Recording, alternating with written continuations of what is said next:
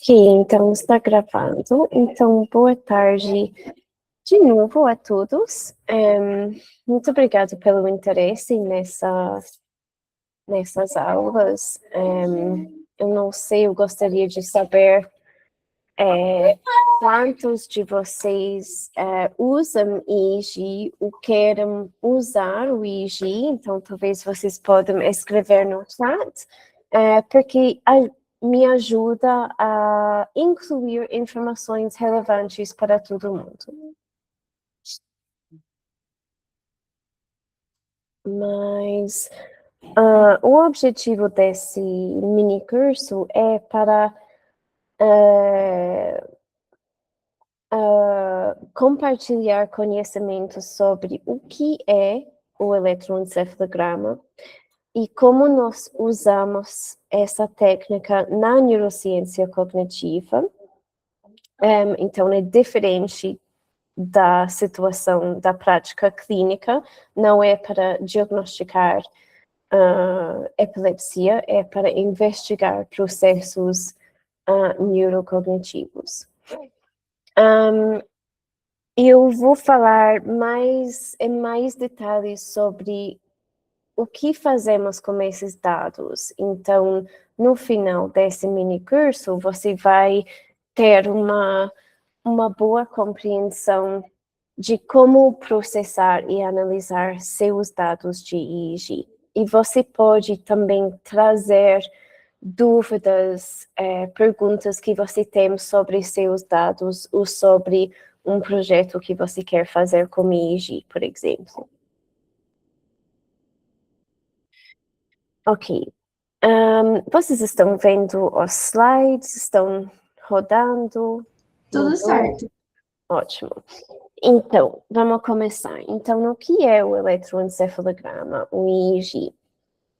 É uma das técnicas de neuroimagem que podemos usar na neurociência cognitiva para investigar processos cerebrais que permitem nossas habilidades cognitivas, motoras, de linguagem, todas as habilidades neurocognitivas. Deixa eu só ver aqui. Perfeito. Ok. Então, nós temos várias dessas técnicas. Então, nós temos ressonância magnética, que é mais comum, provavelmente todo mundo já fez uma ressonância magnética para fins clínicos.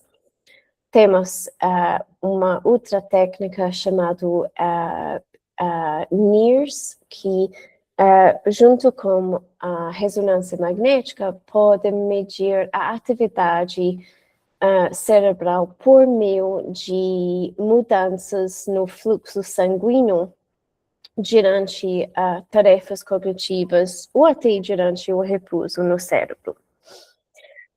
O eletroencefalograma e uma outra técnica relacionada ao magnetoencefalograma medem não o fluxo sanguíneo, mas sim a atividade neuronal. Então, uma grande vantagem dessas duas técnicas e do EEG é que elas conseguem medir a atividade de neurônios de fato. Não é uma inferência que fazemos baseado em quais regiões do cérebro estão recebendo mais sangue, mais oxigênio, ok? Então, o EEG e o MEG, eles medem os campos elétricos, no caso de EEG, ou os campos magnéticos, no caso do MEG, que são produzidos quando neurônios estão disparando. Eu vou explicar isso em mais detalhes. Como o EEG, nós medimos essa atividade no couro cabeludo com eletrodos. Também é possível gravar atividade de EEG com eletrodos colocados dentro do cérebro, mas óbvio, somente quando nós temos um paciente que está fazendo uma neurocirurgia, um procedimento como a implantação de um estimulador do cérebro. Então, geralmente precisamos medir a atividade neuronal no couro cabeludo com eletrodos. Diferente da ressonância magnética e do NIRS, o EEG e o MEG conseguem mensurar a atividade cerebral neuronal em tempo real. Então, essas técnicas conseguem medir a atividade neuronal alguns milissegundos após o disparo dos neurônios. Então, isso é muito legal, porque significa que podemos investigar mudanças na atividade cerebral logo após, basicamente, enquanto o cérebro está fazendo um processo neurocognitivo. Porque processos neurocognitivos, o processamento do cérebro é muito rápido. Isso é diferente da ressonância magnética e do FNIRS, porque eles medem as mudanças no fluxo do oxigênio no sangue, que leva alguns segundos para acontecer. Então, a vantagem do EEG é isso. Ok. Como fazemos isso, então, com o EEG? No EEG tradicional, nós colocamos uma touca na cabeça e tem vários buracos e colocamos eletrodos nos buracos e esses eletrodos vão medir a atividade eletrofisiológica no couro cabeludo.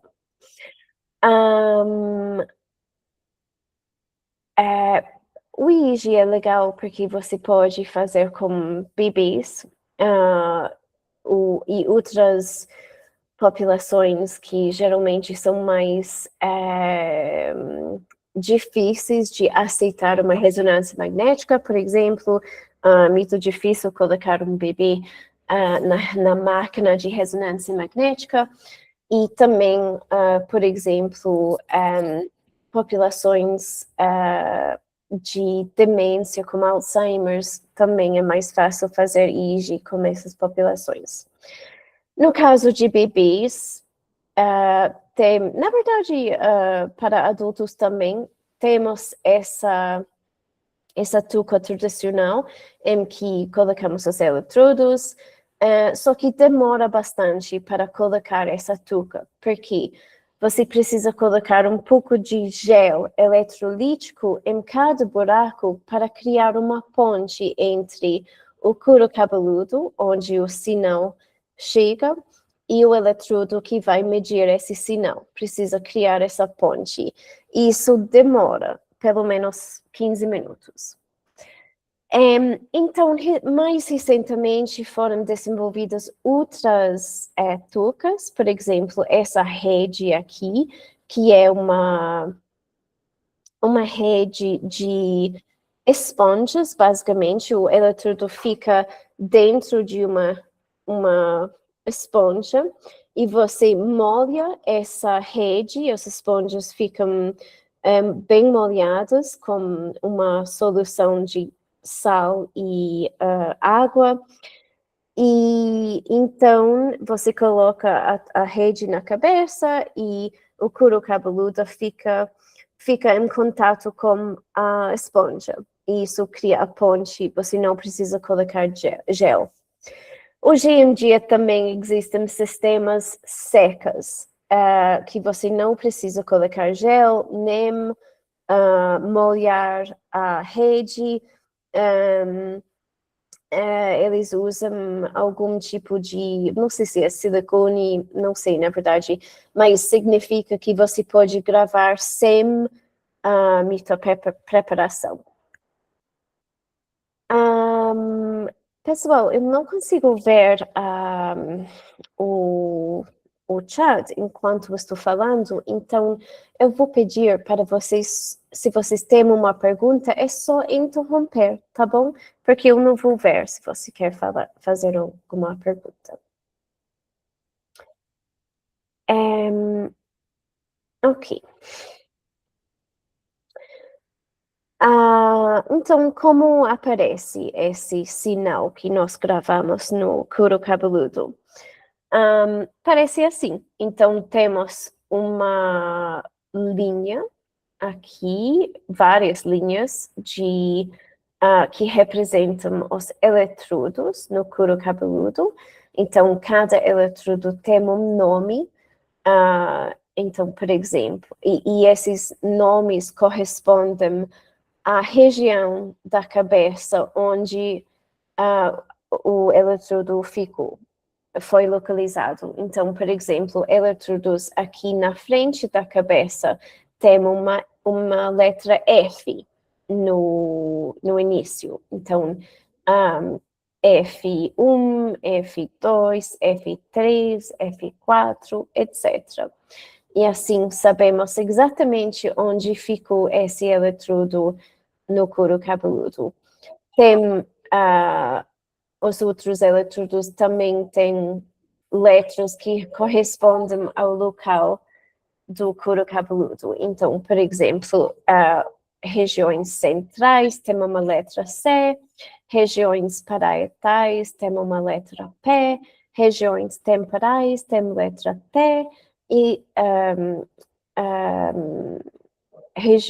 eletrodos que ficaram aqui atrás tem uma letra O para occipital.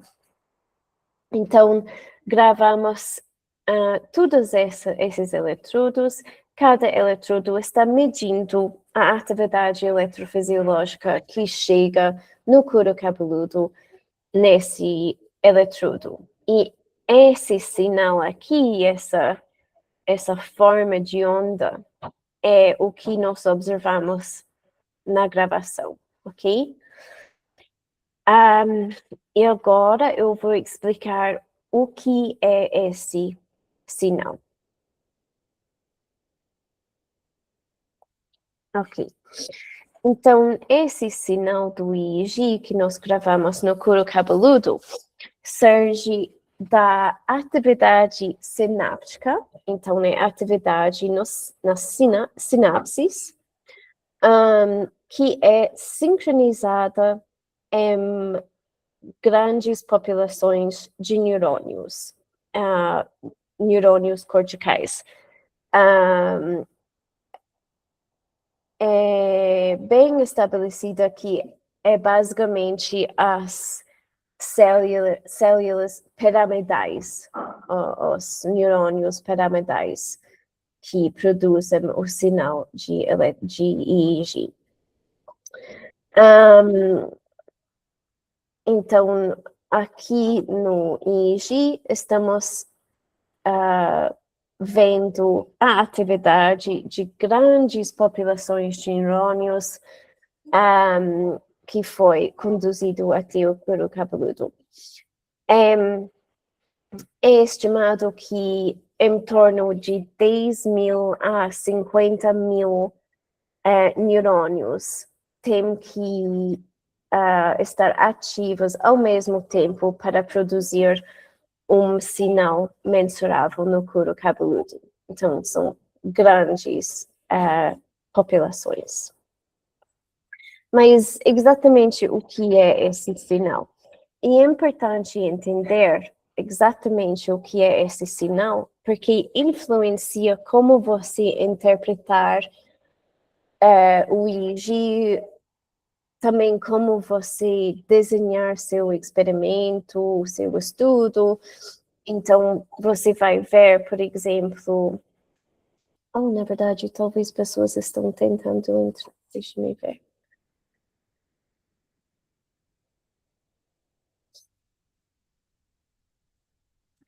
Pia, posso colocar você como o administrador? Pode sim. Deixa eu fazer isso.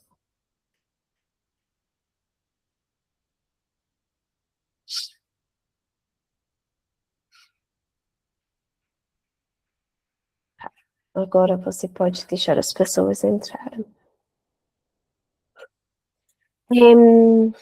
Então, muitas vezes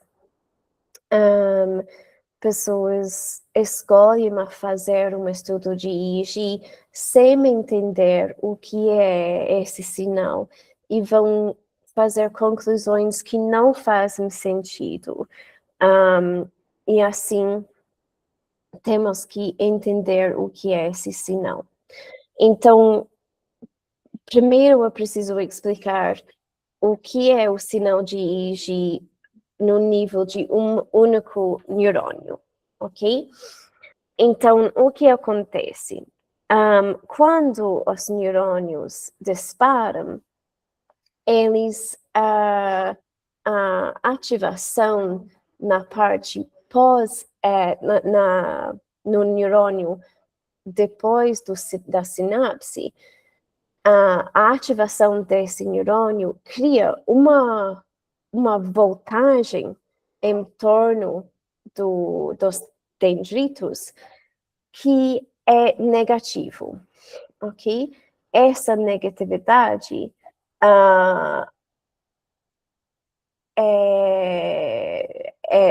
é a produção da ativação desse neurônio, ok?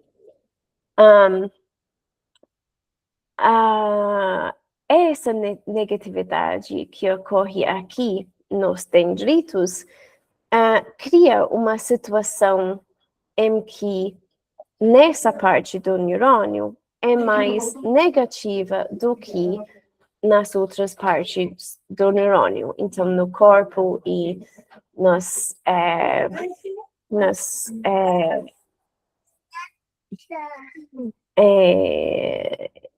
e nas nossa, eu esqueci o nome em português. Soma. Não, a soma. O celular. Não, eu estou pensando sobre as coisas que recebem, mas... Títulos, axônios? Não, isso... Enfim, não é importante. A outra parte do neurônio fica mais positiva, e essa parte aqui, que está mandando o sinal, fica mais negativo. Então, assim, nós temos o que nós chamamos de um dipolo, em que uma parte do neurônio tem uma carga negativa e outra parte do neurônio, separada por uma distância, tem uma carga positiva. Nós chamamos essa parte positiva a fonte, o source, em inglês, e essa parte aqui, negativa, o sumiduro, o sink, em inglês. E é importante lembrar esses nomes, porque isso é fundamental para entender o sinal de EEG, ok? Então, basicamente, estamos falando sobre mudanças na carga positiva e negativa no neurônio, o entorno do neurônio. Isso é no nível de um único neurônio, mas no couro cabeludo, não é possível medir a atividade de somente um neurônio, porque o sinal, esse dipolo, é muito pequeno, não vai passar e chegar até o couro cabeludo. Então, o que nós medimos no couro cabeludo é a soma dos dípolos produzidos de milhares ou até milhões de neurônios vizinhos, ok? Porque como algumas restrições, então os neurônios têm que ser vizinhos e têm que ter a mesma orientação. Eu vou explicar isso. Basicamente, quando esses neurônios que estão no mesmo local estão ativados juntos no mesmo tempo, eles vão produzir o mesmo tipo de dipolo e as atividades desses dípolos vão ser somadas e propagadas até o couro cabeludo. Geralmente, quanto mais neurônios ativos ao mesmo tempo, quanto maior esse dipolo somado. No couro cabeludo, nós medimos, é possível detectar atividades positivas e atividades negativas. Então, aqui, por exemplo, isso depende de qual parte do dipolo foi mais perto do couro cabeludo. Então, se foi o lado com a carga positiva, no couro cabeludo, vamos medir uma deflexão de atividade de voltagem positiva.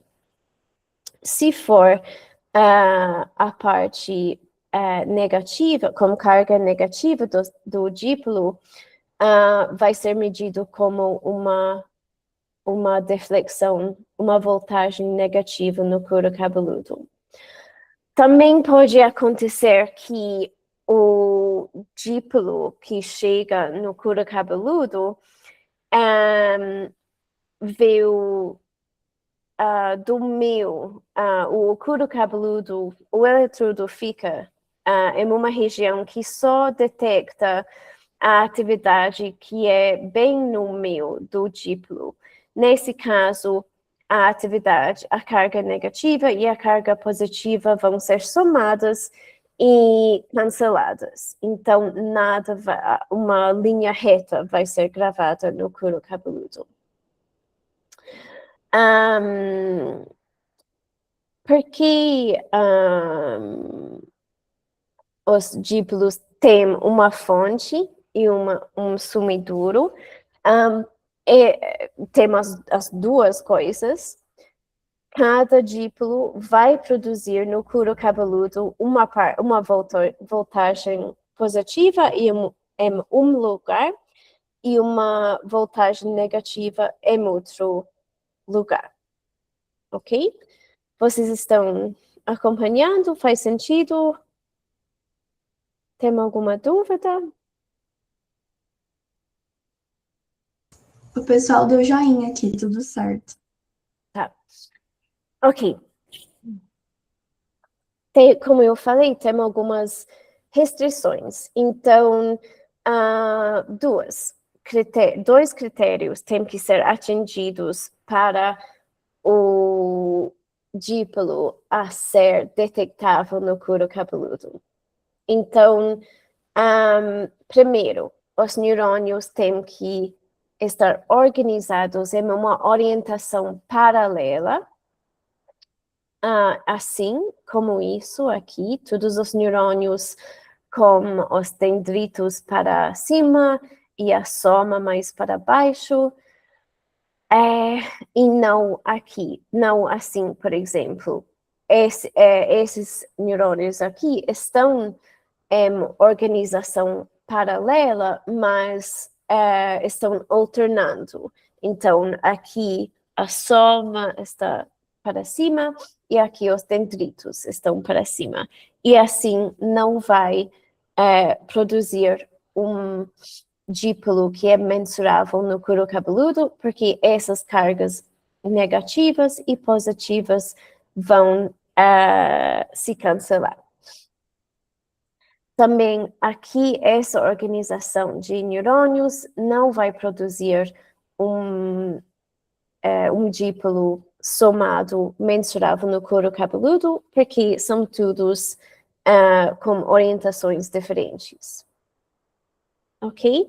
Então, precisa ser de neurônios alinhados com os dendritos na mesma orientação. E isso já fala alguma coisa sobre quais regiões do cérebro podem produzir um sinal eletrofisiológico que podemos detectar como EEG. Por isso que sabemos que é basicamente os neurônios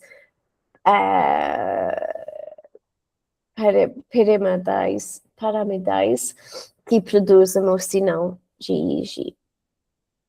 Mas além disso, além de estar organizadas nessa orientação, elas também precisam estar ativadas ao mesmo tempo, sincronizadas, ok? Porque elas precisam mudar a carga, mudar essa voltagem ao mesmo tempo para que a atividade vai ser somada. Então, os processos neuronais são muito rápidos, então, milissegundos. Então, é necessário que essa atividade acontece ao mesmo tempo para poder somar a atividade, somar o dipolo. Senão, o dipolo somado não vai ser grande o suficiente para ser detectado no couro cabeludo. Lise, Uhum. oi, boa tarde. Você disse que a gente já sabe que são os neurônios piramidais porque é o único tipo de neurônio que está nesse tipo de disposição, em física, todos certinhos, alinhados. Sim, na verdade, eu não lembro agora se tem outros tipos de neurônios nessa orientação, porque eu faz tempo desde que eu fiz neuroanatomia, mas os piramidais têm essa orientação no couro no córtex. Mas precisaria verificar se é somente eles ou se tem outros neurônios que também têm essa característica e qual o motivo para que esses outros neurônios não podem produzir esse sinal. Entendi, obrigada.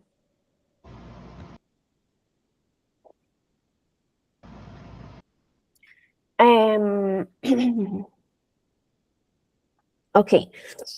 É importante notar que não é possível determinar da atividade que nós medimos no couro cabeludo se a atividade foi gerado de um disparo, uma sinalização inibitória ou excitatória, ok? Não é possível saber isso com EEG. Porque o que nós estamos medindo como EEG é a carga positiva e negativa no fluido extracelular. Então, é aqui em torno do neurônio, não é dentro do neurônio. Intracelular, não podemos medir a atividade intracelular. Como o EEG no couro cabeludo, existe uma técnica que pode medir a atividade intracelular, mas para isso você tem que fazer uma neurocirurgia. Então, geralmente não é feita. No caso de EEG tradicional, estamos medindo a atividade extracelular nos neurônios pós-sinápticos. E então, não sabemos se foi uma mensagem inibitória, dizendo que os neurônios devem inibir sua atividade, ou uma mensagem excitatória, dizendo que os neurônios devem aumentar a atividade.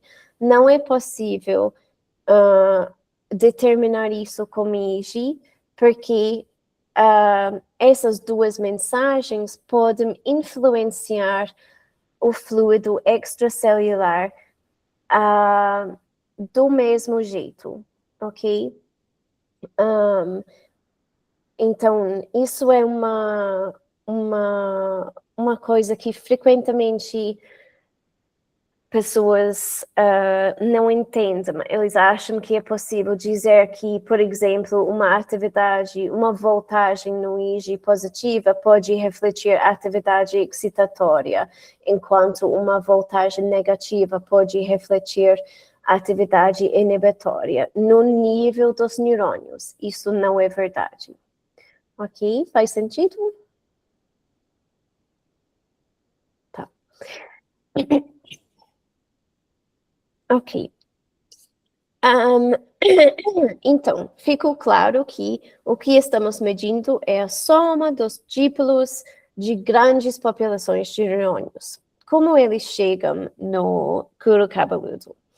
Então, essa atividade dipolar é somada e depois é conduzida através do espaço extracelular dentro do cérebro e em seguida vai passar pelas camadas da dura mater e do crânio até o couro cabeludo e até vai passar por meio da pele, às vezes precisa passar pelo cabelo também.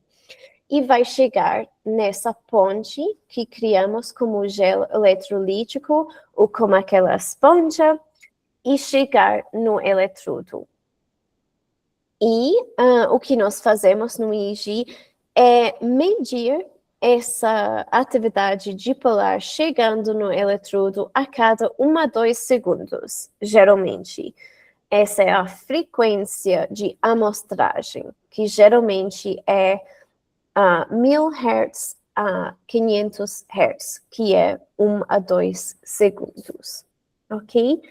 Esse processo de passar, de conduzir o sinal dos dípolos por meio das camadas do cérebro e do tecido do crânio, etc., é chamado de volume conduction, ou condução de volume.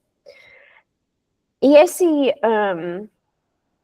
esse processo tem algumas implicações importantes para como nós entendemos o EEG. Talvez a mais importante é que, por conta desse processo de condução de volume, e porque o cérebro está cheio de dípolos que estão emitindo suas cargas positivas e negativas em todas as direções por conta dos sulcos e giros no córtex, o que acontece é que, por meio da condução de volume, o que nós medimos no couro cabeludo pode refletir um dípolo em qualquer região do cérebro, ok? Então, por exemplo, essa região aqui pode ter uma população de neurônios que produzem um dípolo que é conduzido até o couro cabeludo. Podemos medir essa atividade aqui, mas também aqui, ok?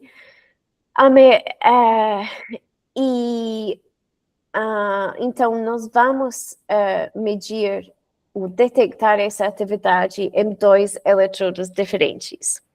E a mesma coisa com essa região aqui, que é uma região totalmente diferente do cérebro, mas vai mandar vai conduzir o dípolo produzido pela atividade nessa população até os mesmos eletrodos, ok? Então, por conta desse processo de smearing, nós chamamos esse processo de spatial smearing, nós nunca podemos dizer com confiança qual região cerebral produziu um sinal que detectamos no couro cabeludo.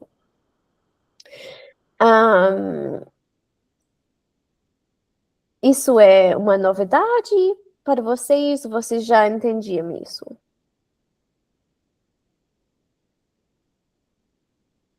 Para mim é novo. Ok. E influencia o que como você vai usar o EEG?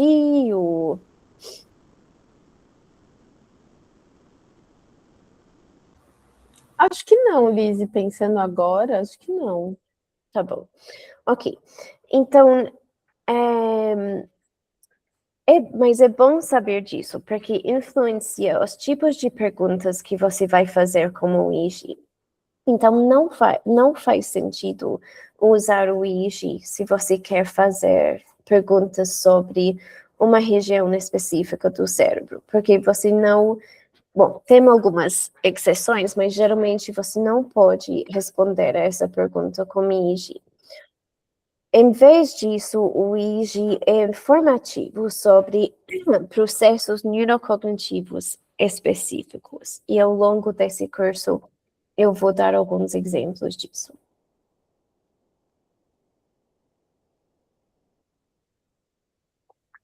Ok.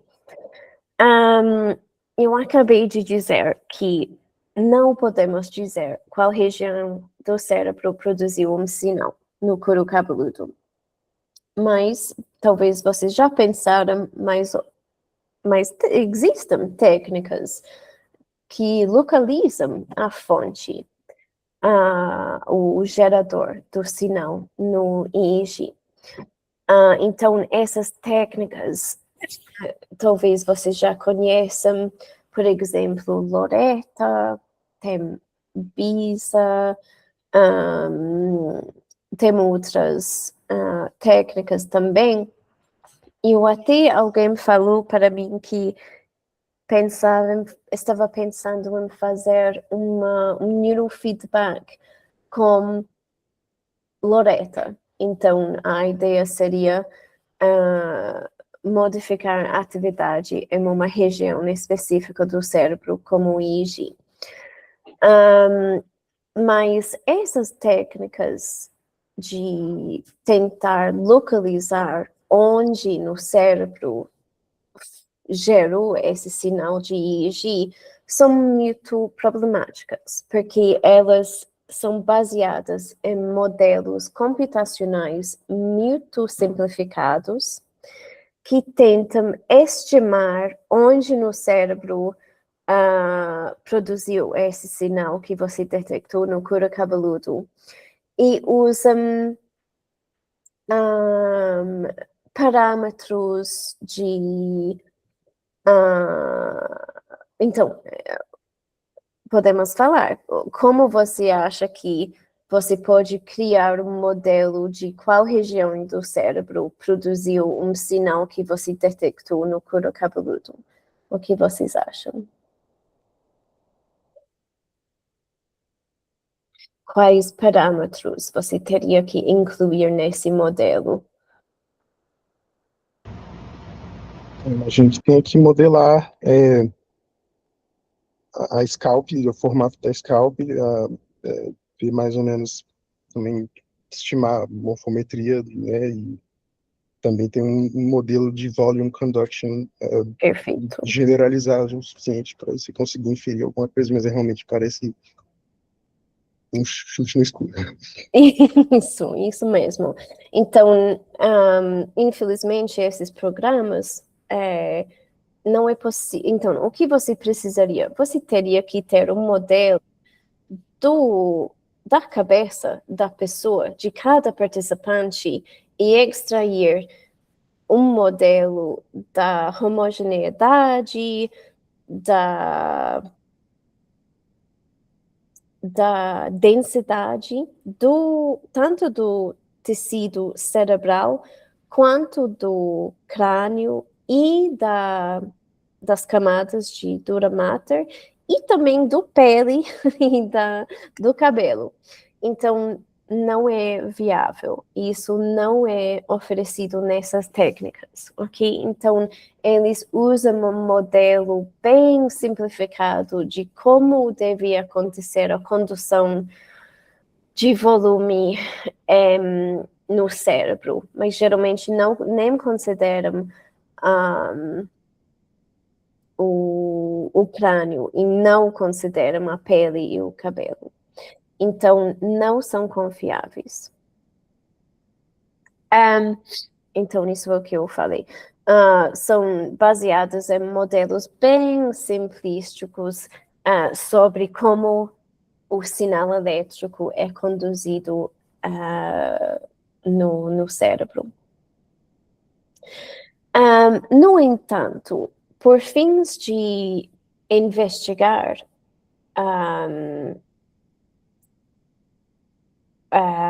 por exemplo, existem componentes ou medidas de EEG no couro cabeludo que são muito robustos e pessoas queriam entender de onde veio esse sinal, qual região do cérebro provavelmente produziu esse sinal.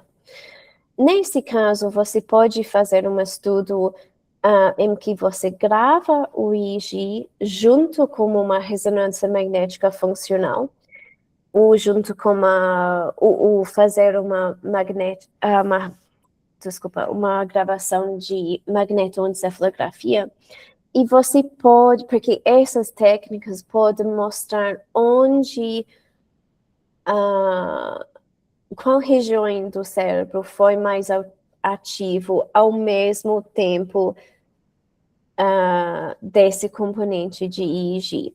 Isso é mais fácil como MEG, porque tem uma resolução temporal boa, mais difícil como a ressonância magnética, porque tem uma diferença na resolução do tempo. Então, a ressonância magnética vai medir mudanças mais lentas do que o EEG. Mas é possível e existem alguns componentes de EEG, algumas medidas de EEG que foram estudadas bastante com essas técnicas, basicamente fazendo uma validação até chegar a uma conclusão sobre qual região produziu essa medida de EEG. Mas, em geral, isso não é o caso. Ok.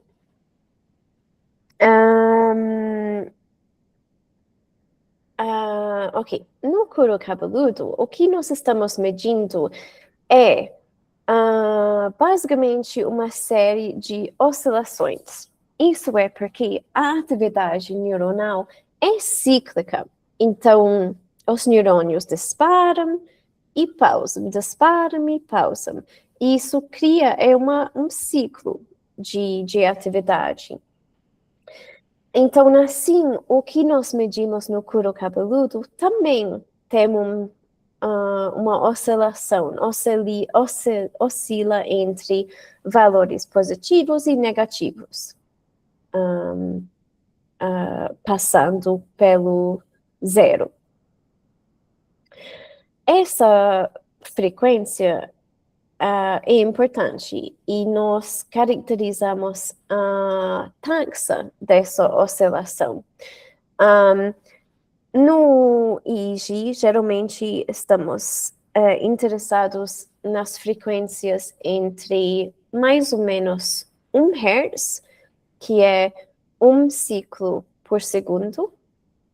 Então, seria representando uma população de neurônios que está disparando como uma frequência de uma vez cada segundo.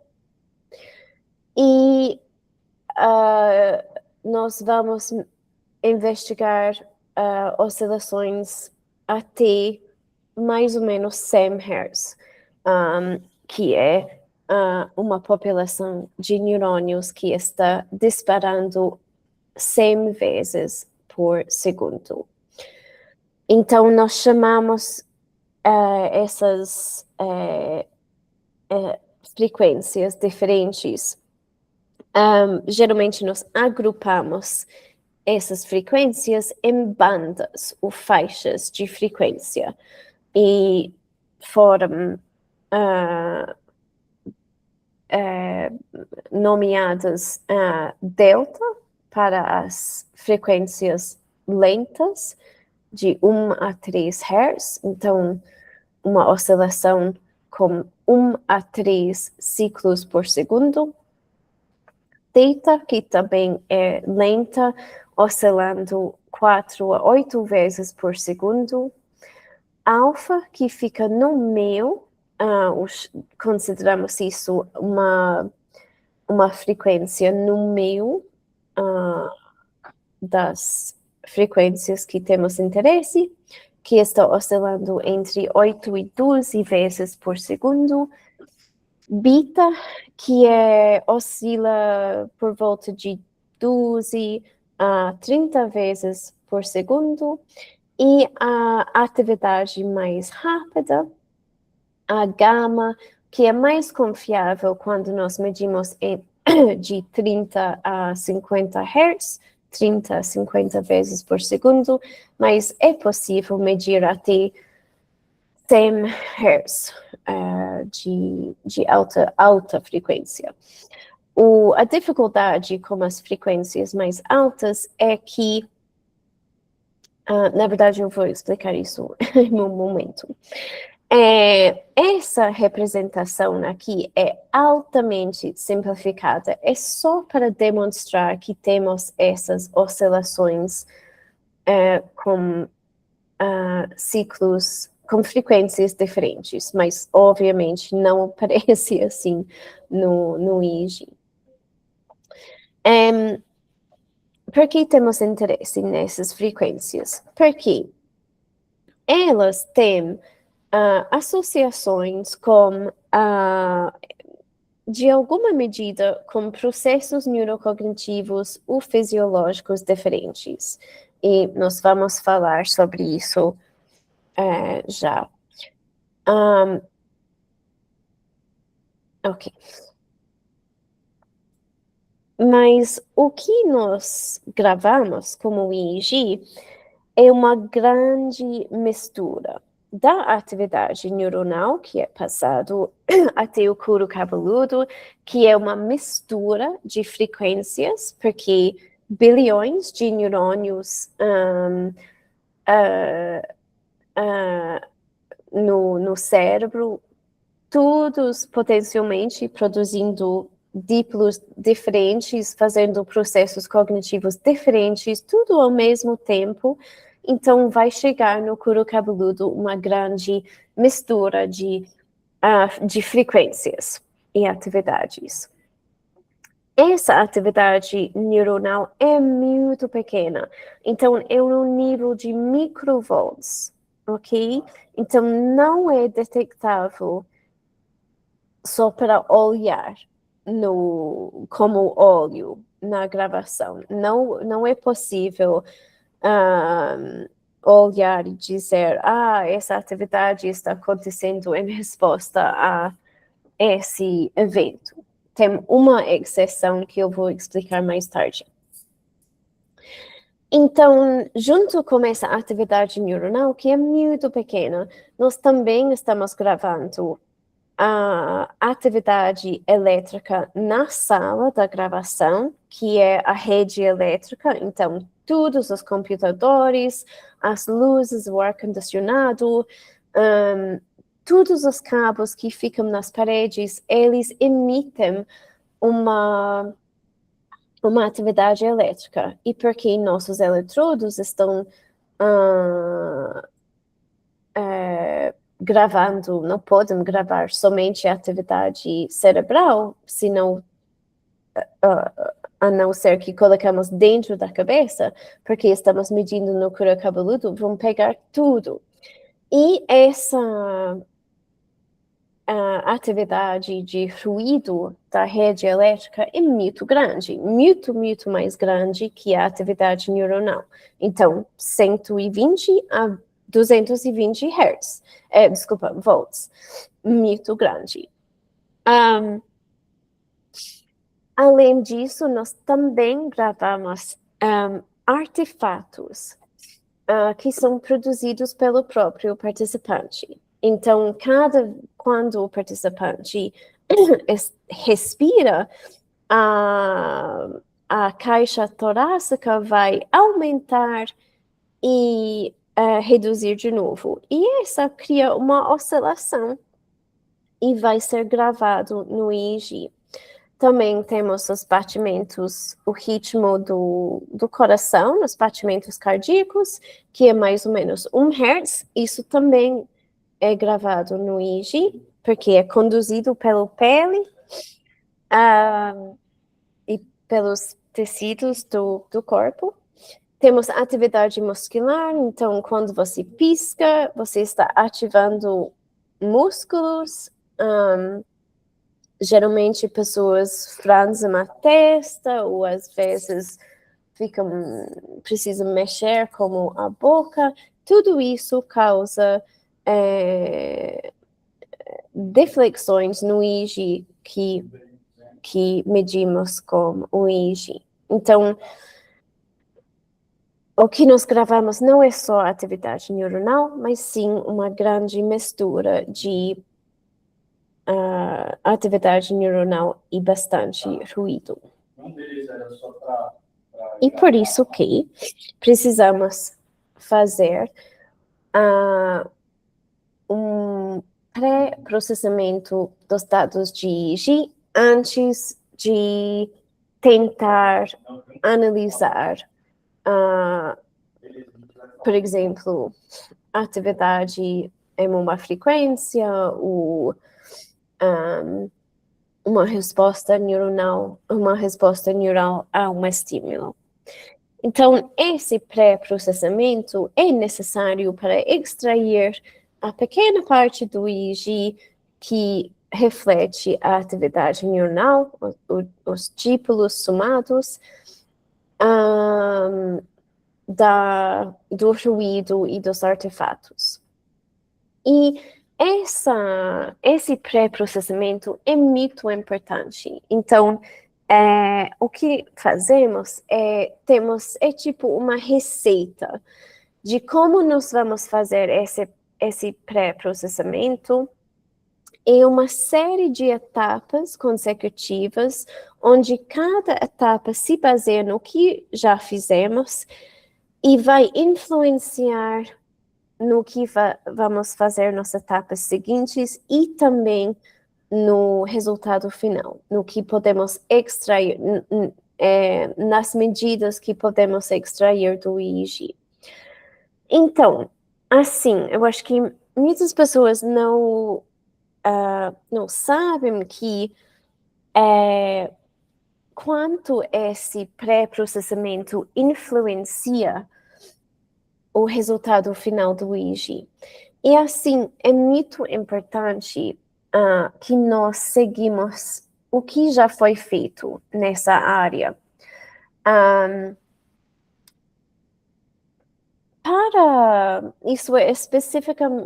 Isso é mais importante para algumas medidas de EEG do que outras. Eu vou mostrar por quê.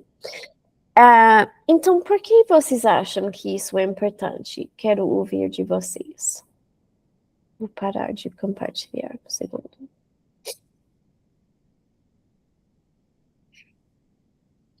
Alguém tem uma ideia?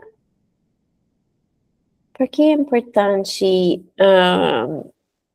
padronizar o que você faz com esses dados para limpar, para extrair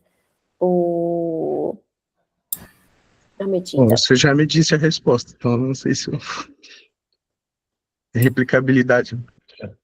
A replicabilidade. Yeah. Então, sim, então, se você quer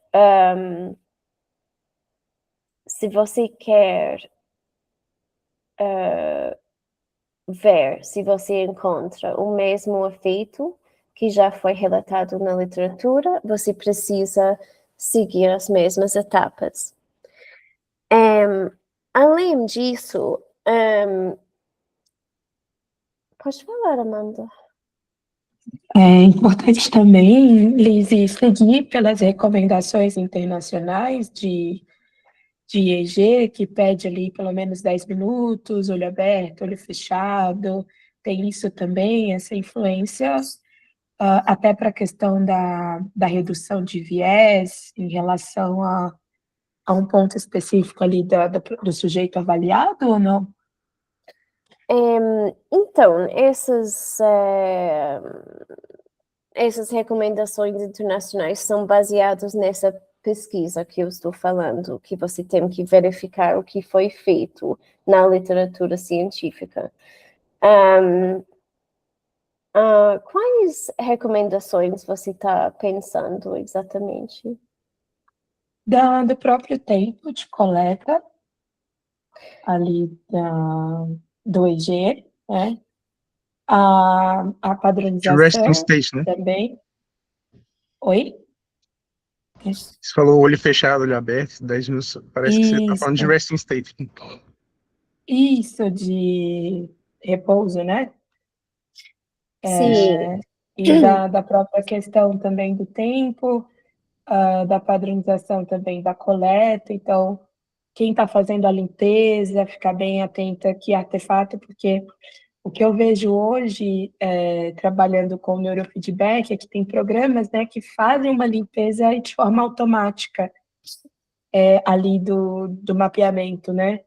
O que eu já não sei se seria o indicado devido... A gente não sabe o que está limpando. Às vezes, o que é considerado pelo programa como artefato, na verdade, é uma Então, isso é própria... um excelente ponto. Então, ahn, o problema, então, por décadas na área de EEG, todo grupo desenvolveu sua própria maneira de processar os dados. E isso foi, por um tempo, ninguém pensou no que os outros grupos estavam fazendo.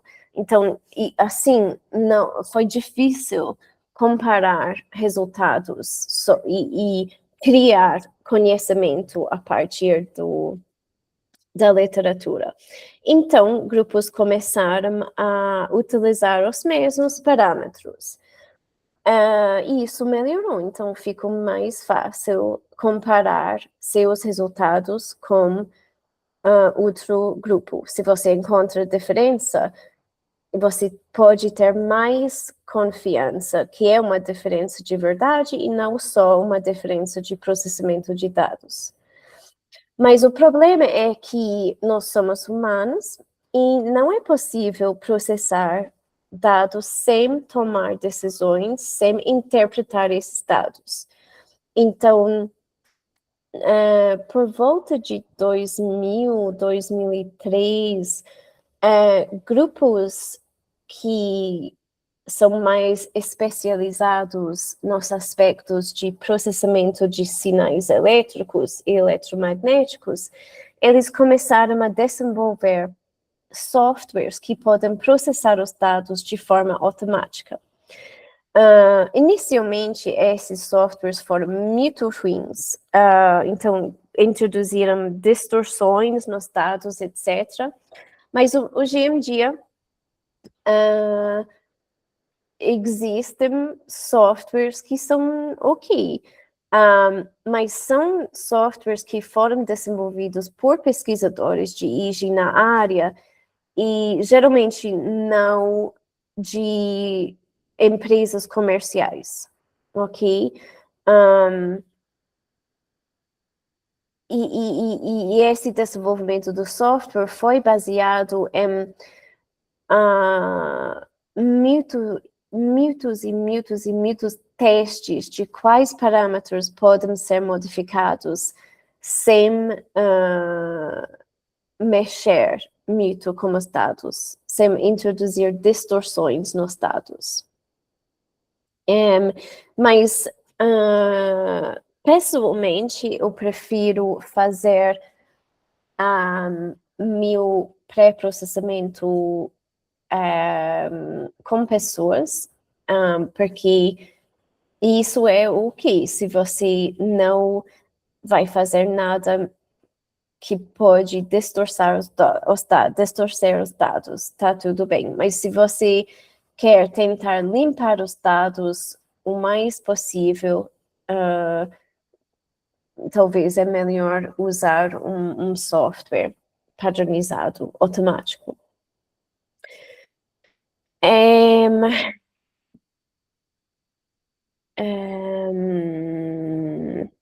E sim, então é importante reconhecer que existem grupos de pesquisa no mundo que somente analisam e estudam os efeitos de parâmetros de processamento no EEG e nas medidas de EEG.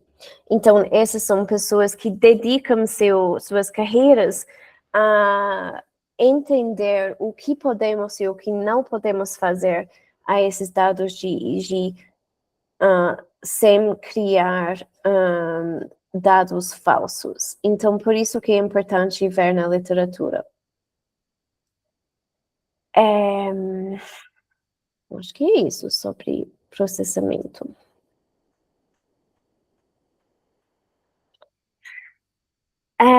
Ok. Eu vou falar agora vou falar brevemente sobre que tipo de medidas podemos derivar dos dados de EEG após o processamento. Ou, na verdade, como resultado do processamento. Então, e depois eu vou mostrar esse processamento. Mas também o tipo de medida de EEG que você vai derivar dos seus dados influencia o tipo de processamento que você vai fazer. Então, é importante que você já sabe que medida de EEG você vai querer analisar antes de começar a processar seus dados.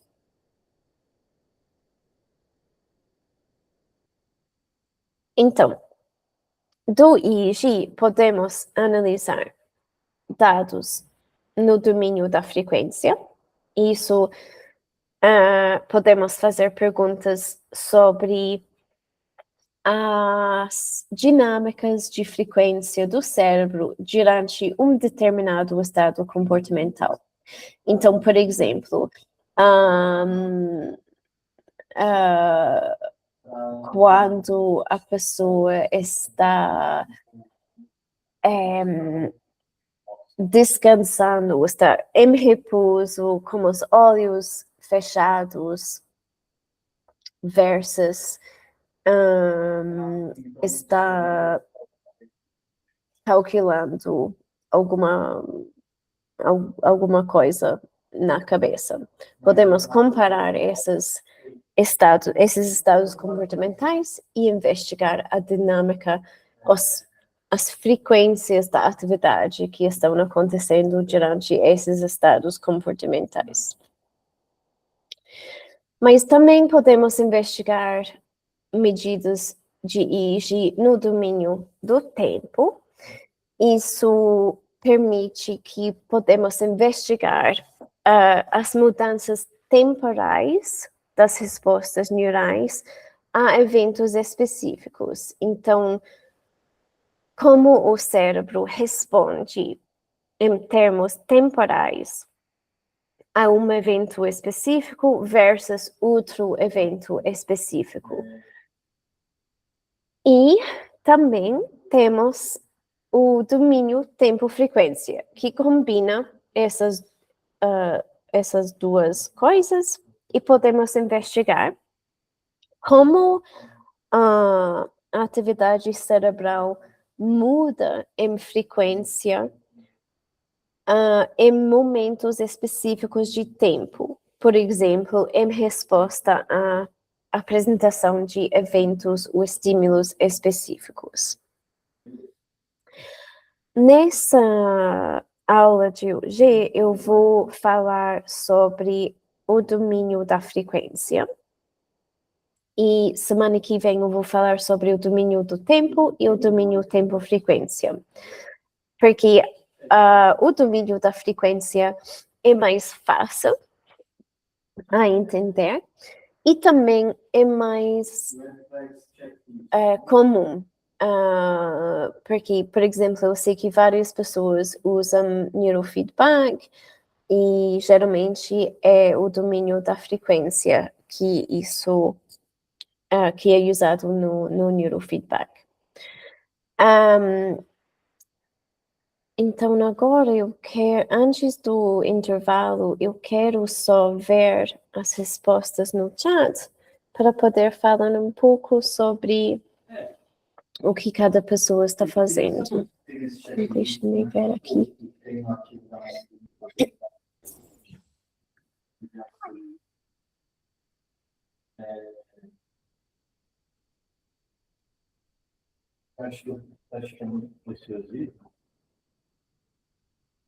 Ok.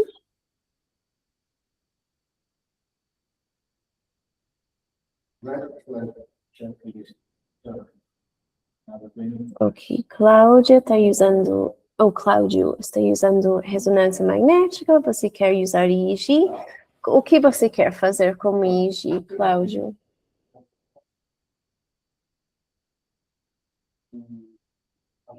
Aqueles links foram removidos do formulário porque eles estão usando o screen da Vai. Ok. Amanda, você está usando... Ah, você não pode falar, tudo bem. Amanda, eu sei, você está usando o neurofeedback e EEG no domínio da frequência. Isso. Legal. E com pacientes pós-Covid. Uhum, legal. Legal.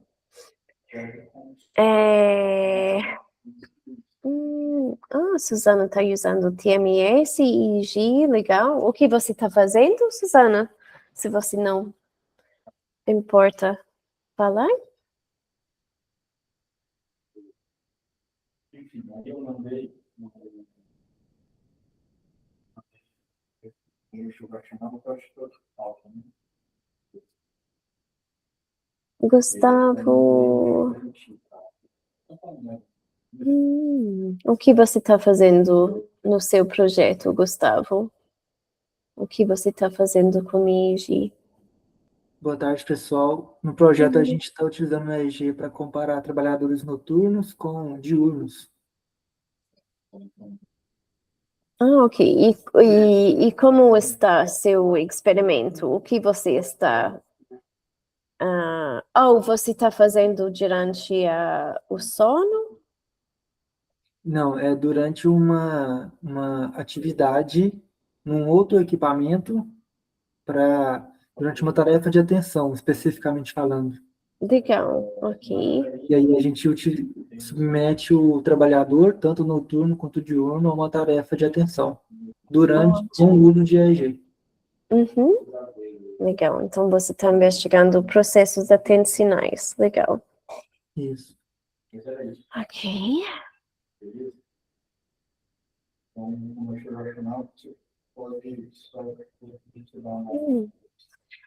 Legal. João, você está também fazendo TMS com EEG. Legal. O que você está fazendo? Oi, boa tarde. A gente fez uma primeira coleta já agora com 3 participantes. A gente está vendo a conectividade. A gente está dando um pulso em M1, está vendo a propagação para as regiões frontais e temporais. Estou estudando aptidão musical. Interessante. Legal. Ok. Eu também estudo o TMS com EEG. Né, Juan? A gente está no mesmo grupo. Eu acabei de ver ele aqui. Foi a Suzana que me ajudou lá a fazer a coleta. Então. Legal. E, Suzana, você fez uma pergunta. O que fazer para alinhar os neurônios com os dendritos na mesma orientação? Então, é sobre a organização das camadas do córtex e também o dobramento do córtex. Então, você não pode manipular isso é uma propriedade do cérebro. Mas depois, quando você falou que se você der um estímulo ao mesmo tempo, ele dispara ao mesmo tempo, e aí, às vezes, o potencial pós-sináptico, né, ele é ao mesmo tempo, você pode até reorganizar. Será que não seria isso? Não, você não pode reorganizar a orientação dos neurônios. É neuroanatomia mesmo, não é possível. Obrigada. É uma propriedade física, quero dizer. Não é modificável.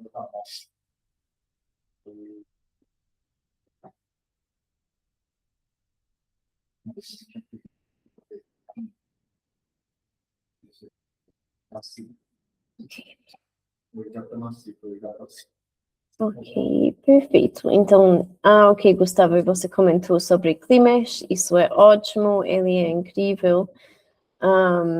E vamos falar exatamente sobre sincronização e desincronização na próxima parte. Legal, ok. Então, agora nós vamos fazer um intervalo de 15 minutos e quando voltamos, nós vamos falar sobre essas medidas no domínio da frequência e também eu vou mostrar como processar os dados e extrair essas medidas no domínio da frequência. Então, eu acho que podemos voltar às 14h35.